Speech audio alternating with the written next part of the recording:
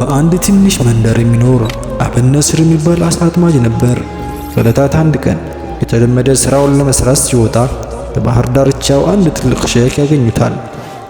እርሳቸውም እንዲህ ይሉታል፣ ያ አበን ነስር አይደለም አደን የወጣኸው አሉት። ነዓም አሳ ለማጥመር ነበር የወጣሁት፣ ነገር ግን 5 ቀን ሙሉ አንድ ማሳ ከወጥመዴ ውስጥ አልገባልኝም፣ ምንም ማጥመድም አልቻልኩም።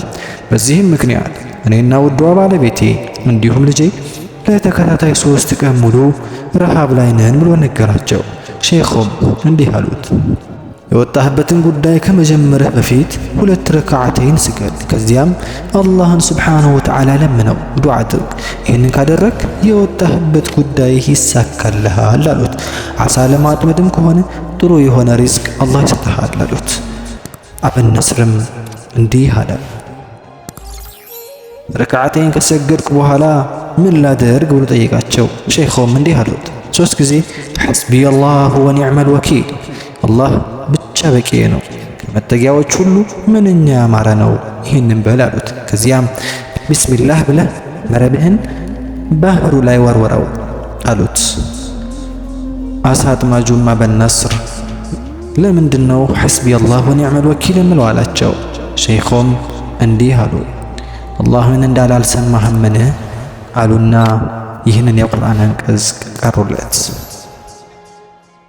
الذين قال لهم الناس إن الناس قد جمعوا لكم فاخشوهم فزادهم إيمانا وقالوا حسبنا الله ونعم الوكيل فانقلبوا بنعمة من الله وفضل لم يمسسهم سوء. ጀልባውን ይዞ ወደ ባህር ሄደ። ቢስሚላህ አርራህማን ረሂም ብሎ የማጥመጃ መረቡን ዘርግቶ አሳዎቹን መጠባበቅ ጀመረ።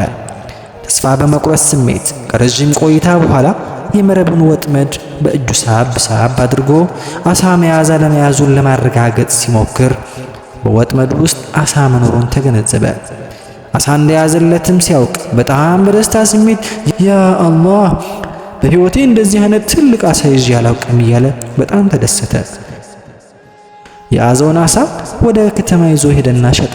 ከሸጠውም በኋላ ለምግብነት የሚሆኑ ዳቦና ስጋ፣ ሌሎች ነገሮችን ገዝቶ ወደ መኖሪያው መንደር አቀና።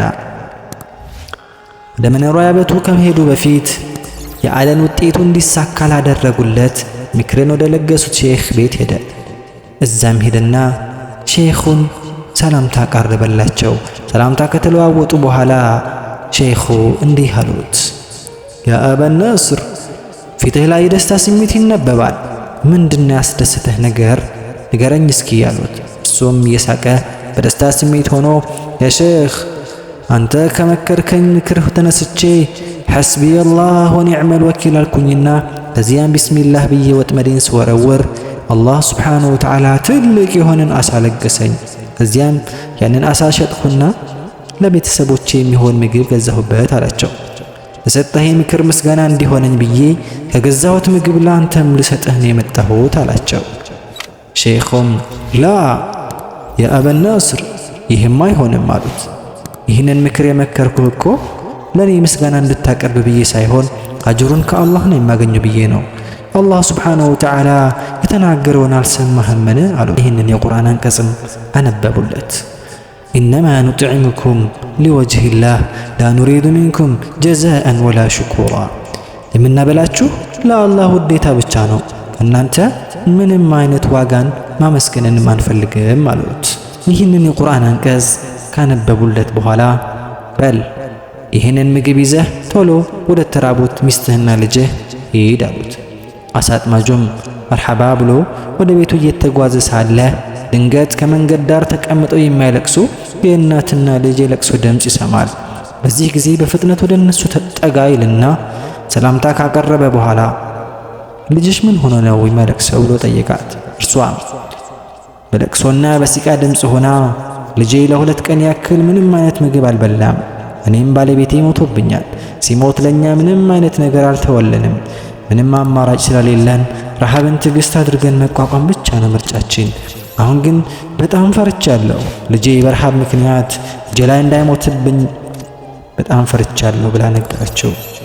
አሳ አጥማጁም አበን ነስር ይህንን ሲሰማ ልቡ በጣም አዘነ። ግራ በመጋባት ስሜት ውስጥ ሆኖ የሚስቱና የልጁ ረሃብ ትዝ አለው። አደን ብሎ ወጥቶ ባዶ እጁን ወደ ቤት መመለስ በጣም አሳሰበው። በመጨረሻም የራሱንና የቤተሰቡን ፍላጎት በመተው ለእነዚህ ለተራቡ ሰዎች ምግቡን ሰጣቸው። ይህችም የቲም አሳዳጊ እናት ምግቡን ሲሰጣት በጣም አርጋ መሰገነችው። አላህ እጥፍ ድርብ አድርጎ ይስጥህ፣ ጀዛህን አላህ ይክፈልህ ብላ ዱዓ አደረገችለትና ተለያዩ። ከዚያም አበን ነስር ባዶ እጁን ወደ ቤቱ አቀና። ልክ ቤቱ እንደደረሰ ባለቤቱ ሌይላ በጉጉት ስትጠብቀው ነበር። የታለ ያስከው ምግብ ብላ ጠየቀችው። ይህኔ ለእናንተ ምግብ ይዤ እየመጣሁ ሳለ በጣም የተራቡ እናትና ልጅ ሳገኝ ለእነሱ ሰጥቻቸው ነው አላት። ባለቤቱም በጣም በመናደድ ስሜት ውስጥ ሆና ከዚህ መንደር ከኛ በላይ የተራበ ማን አለ አለችው።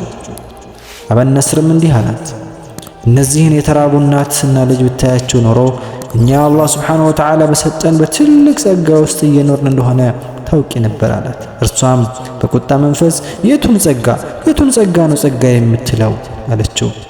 ወላሂ ሌይላ ያንን ምግብ ይዤ እየመጣሁ ሳለ እነዚያን የተራቡ ሰዎች ለቅሶ ማለፍ አቃተኝ አላት። አላህ ሱብሓነሁ ወተዓላ እዚህ ባደረግኩት ነገር አብዝቶ እንደሚተካኝ በማመን ለእነርሱ ሰደቃ ብዬ ሰጠኋቸው። ይህ በእንዲህ እንዳለ የቤታቸው በር ተንኳኳ። የሆነ እንግዳ ሰው መጥቶ አበን ነስር አለ? ይህ የአበን ነስር ቤት ነው እያለ መጠየቅ ጀመረ። አበን ነስርም ሄዶ በሩን ከፈተና አዎ አበን ነስር እኔ ነኝ፣ አንተ ማን ነህ አለው። እኔ መዲን እባላለሁ። አባቴ በቅርቡ ነው የሞተው። ሲሞት ዕዳ እንዳለበት ነግሮኝ ነው የሞተው።